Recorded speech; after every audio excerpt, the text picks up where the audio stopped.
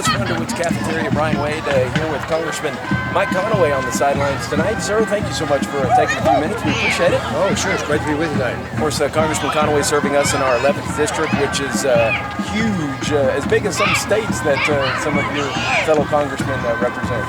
Well, you could add Rhode Island, Connecticut, New Hampshire, Vermont, Massachusetts, and Delaware together. That's still not as big as District 11, so we've got a big district. Would you say that's one of your biggest challenges, is trying to cover that whole area? It is, sure, because we try to be in every county twice a year, all 36 counties, and we've been holding to that. But it's, I knew how big the district was when I raised my hand and signed up for this deal, so no complaints. Of course, you come out of Midland and played some high school football back in the day, and as I understand, a part of the first ever Permian State Championship team.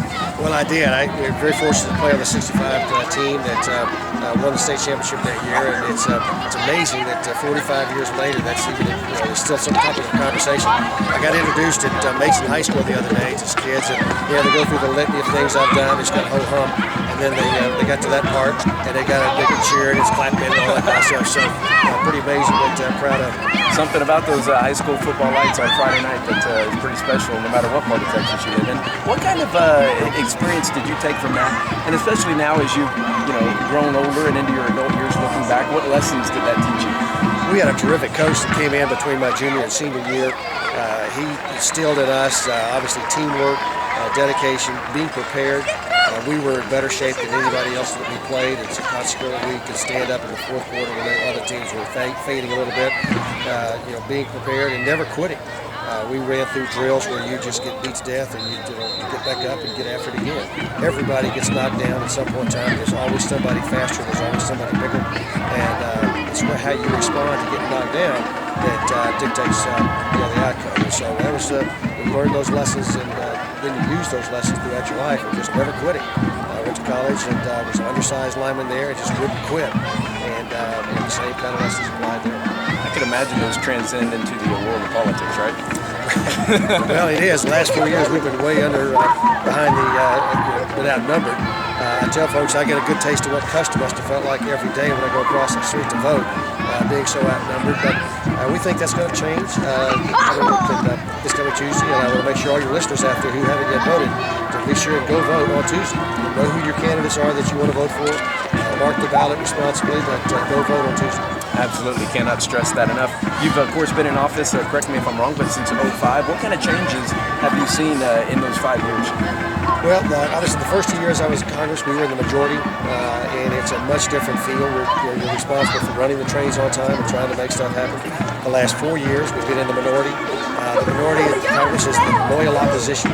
It's our job to try to work with the majority where we can, but quite frankly, these last 2 years, the majority has not wanted to work with us at all, and we've been shut out completely from the process.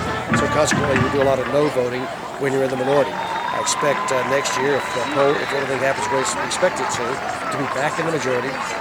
It's harder to work in the majority because you've got to actually make decisions that count and that get enacted into law, and then come home and face the music for folks who disagree with what you want.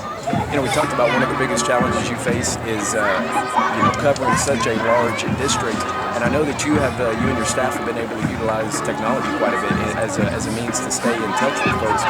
Talk a little bit about how you implemented that technology into your everyday routine.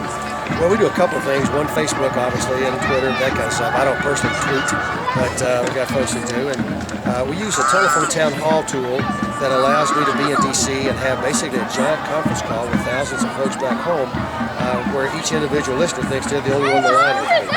They can then ask questions, and so it's a town hall meeting. It's a great tool. I've had people tell me that they'll have family dinners around that town hall meeting. We'll put the phone in the middle of the table, and then with their kids, they'll discuss the topics that are going to be discussed and what's important to them, and why they agree or disagree with the positions being put forth. We also do a periodic email newsletter called the Conaway Chronicle. It's not a tome, it's just a brief one-page quick read thing as to what's going on in Congress, what happened last week, and a heads up with some things we think are going to happen. So we use every tool we can to try to communicate with. Everybody has a way they like to be communicated with, and we're trying to cover every single one of those bases. I do a lot of talk radio, either from D.C. or in the studios. because somebody listening, that's the only way they ever hear me or hear what I'm saying.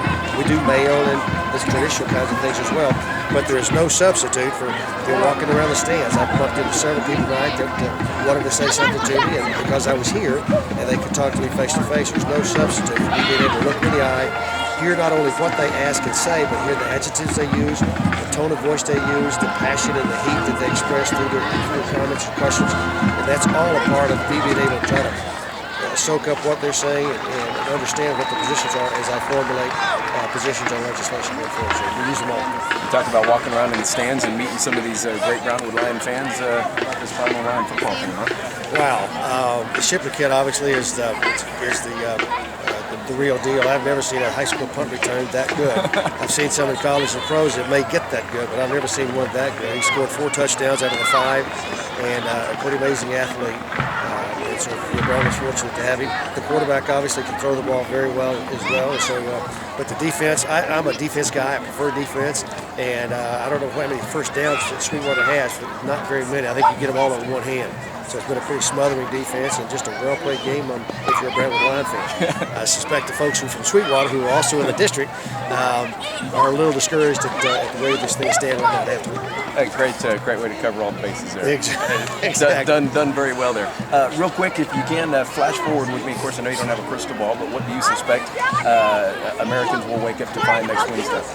Well, I think that the Republicans will have swapped out about 55 seats, so that we'll get to about 233, 234 in the House of Representatives. At that point in time, the realization of the heavy lift that we have ahead of us to maintain the confidence, because quite frankly there's been a real credibility gap between the voters and Republicans based on the 12 years that we were in charge. Last 4 years we've been in the wilderness, so to speak.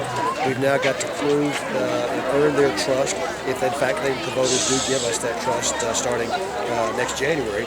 Do those kinds of things that we've said we would do on the campaign trail and maintain faith with the voters, so that in 2012 we'll have the election will be about strengthening the majority of the House, gaining full majority in the Senate, and swapping out the president.